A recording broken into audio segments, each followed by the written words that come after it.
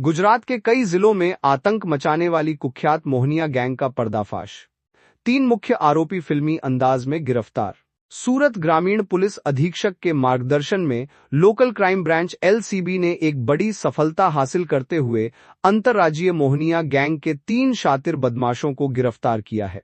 यह गैंग गुजरात के विभिन्न जिलों सहित केंद्र शासित प्रदेश दमन में लूट, डकैती और घरफोड़ चोरी की दर्जनों वारदातों को अंजाम दे चुका है। सूरत ग्रामीण एलसीबी को सूचना मिली थी कि कामरेज और बारडोली क्षेत्र में 1 करोड़ों की चोरी करने वाले मुख्य आरोपी दाहोद जिले के दुर्गम पहाड़ी इलाकों में छिपे हुए हैं। पुलिस टीम ने दाहोद के उंडार गांव में देर रात एक विशेष सर्च ऑपरेशन चलाया।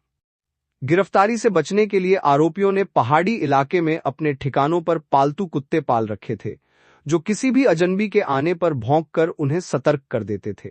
हालांकि एलसीबी की टीम ने तकनीकी सर्विलांस और सटीक ह्यूमन इंटेलिजेंस की मदद से घेराबंदी की और फिल्मी अंदाज में तीनों आरोपियों को धर दबोचा। पुलिस ने गैंग के निम्नलिखित मुख्य सदस्यों को गिरफ्तार किया है। 1 दलियो उर्फ गांडो गैंग का मुख्य सरगना मास्टरमाइंड। दूसरा आरोपी दिलीप उर्फ दीलो चोरी और रेकी का विशेषज्ञ। तीसरा आरोपी कल्पेश उर्फ पट्टी वारदातों के दौरान हथियारों के साथ सुरक्षा और भागने में माहिर। पुलिस पूछताछ में चौंकाने वाले खुलासे हुए हैं। यह गैंग मुख्य रूप से शहरों के बाहरी इलाकों में स्थित बंद मकानों और पॉश सोसाइटियों को निशाना बनाता था। चोरी के दौरान यदि कोई जाग जाता तो आरोपी उन पर जानलेवा हमला करने से भी पीछे नहीं हटते थे। गिरफ्तारी से बचने के लिए ये आरोपी जंगलों और दुर्गम पहाड़ों में रहते थे। पुलिस की आहट सुनने के लिए इन्होंने ट्रेंड कुत्तों का सहारा लिया था।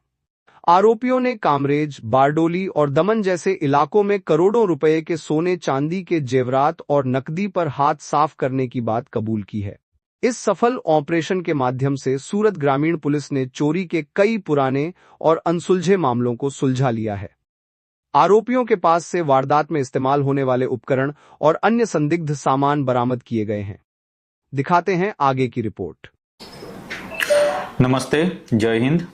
मोहनिया गैंग ઉર્ફે ચડ્ડી બનિયાન ગેંગ કે જેનો આતંક ફક્ત સુરત જિલ્લા પૂરતો જ નહીં પરંતુ ગુજરાતના અલગ અલગ જિલ્લાઓમાં અને અલગ અલગ વિસ્તારોમાં પણ પ્રસરાયેલો છે।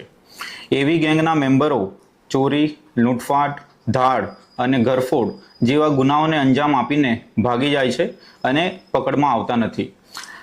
ગુજરાતના અલગ અલગ પોલીસ સ્ટેશનમાં 15થી પણ વધારે ગુનાઓ જેના વિરુદ્ધમાં રજીસ્ટર્ડ છે અને નામદાર કોર્ટ દ્વારા અરેસ્ટ વોરંટ પણ ઇસ્યુ થયેલા છે।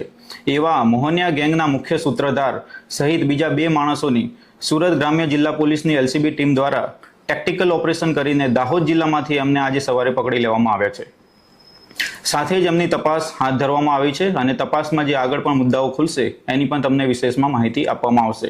આ ગેંગ વિશે વધારેમાં જણાવું કે એમણે પોલીસથી બચવા માટેના બધા જ ટેક્ટિકલ પ્રયત્નો કરી ચૂક્યા હતા। એ કૂતરા પણ રાખતા હતા, બીજા પણ ઘણા પ્રકારના હથકંડા અપનાવ્યા હતા, પરંતુ આ ગેંગને અને એના સદસ્યોને તથા બીજા પણ કોઈ આવી ગેંગ રચવાનું વિચારતા હોય એવા દરેક માણસને હું વોર્નિંગ આપવા માંગુ છું કે તમે ગુજરાતના કોઈ પણ જગ્યાએ છુપાઈ જશો, કોઈ પણ ખૂણે છુપાઈ જશો, ત્યાં કદાચ ઇન્ટરનેટ નહીં આવતું હોય, ત્યાં કદાચ રોડ રસ્તા નહીં પહોંચતા હોય, પરંતુ ગુજરાત પોલીસ પહોંચી જશે અને તમને પકડી લેશે। એટલે તમને વોર્નિંગ આપવામાં આવે છે કે તમારી પાસે 2 જ ઓપ્શન છે, કાં તો ગુનો કરવાનું છોડી દો અથવા તો પછી ગુજરાત છોડી દો। સર, ત્યાં કઈ રીતની પરિસ્થિતિ આ આખા ઓપરેશન દરમિયાન જ્યાં ગઈ હતી પોલીસ, ત્યાં કઈ રીતની પરિસ્થિતિ, માહોલ કેવો હતો, વિસ્તાર કેવો હતો? વિસ્તાર દાહોદ જિલ્લો હતો એટલે ડુંગરિયાળ વિસ્તાર અને જંગલ વિસ્તાર હતો। પોલીસને ખૂબ જ કઠિન તકલીફો પડી હતી, પરંતુ મેં જેમ કહ્યું કે ગુજરાત પોલીસ કોઈ પણ જગ્યાએ પહોંચી વળવા માટે સમર્થ છે અને આ સિવાય પણ ઘણા ટેક્ટિકલ ઓપરેશન અને મૂવ્સ કરવામાં આવ્યા છે, પરંતુ કોન્ફિડન્શિયલ રીઝનથી અમે આપણને નહીં જણાવી શકીએ। સર, જે આરોપી છે આ લોકો વિરુદ્ધ કેટલા ગુના કયા પોલીસ સ્ટેશનમાં નોંધાયા છે, કેટલા ગુનામાં તે લોકો વોન્ટેડ હતા? એની વિશેષ માહિતી તમને જરૂર આપી દેવામાં આવશે, પરંતુ અત્યારે હું જણાવી દઉં કે ગુજરાતના અલગ અલગ પોલીસ સ્ટેશનમાં ટોટલ 15 ગુનાઓ રજીસ્ટર થયેલા છે। અગાઉ આ લોકો કોઈ ગુનામાં ઝડપાયેલા છે? એ વિશે પણ તમને વધારે માહિતી તમને આપી દેવામાં આવશે। ખાસ કરીને કોઈને ટાર્ગેટ બનાવતા એ સમય દરમિયાન એમની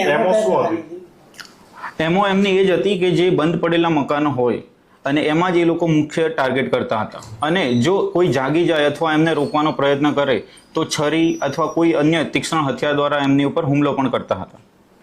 અત્યાર સુધીમાં કેટલો કોઈ મુદ્દામાલ કઈ રિકવર કરવામાં મુદ્દામાં કોઈ રિકવર અત્યાર સુધીમાં માહિતી ઘણી બધી મળી છે, પણ મુદ્દામાલ રિકવર કરવામાં આગળ ઇન્વેસ્ટિગેશન ચાલશે. પછી જેટલો રિકવર થાય એટલો તમને પણ આગળ જણાવી દેવામાં આવશે. Thank you.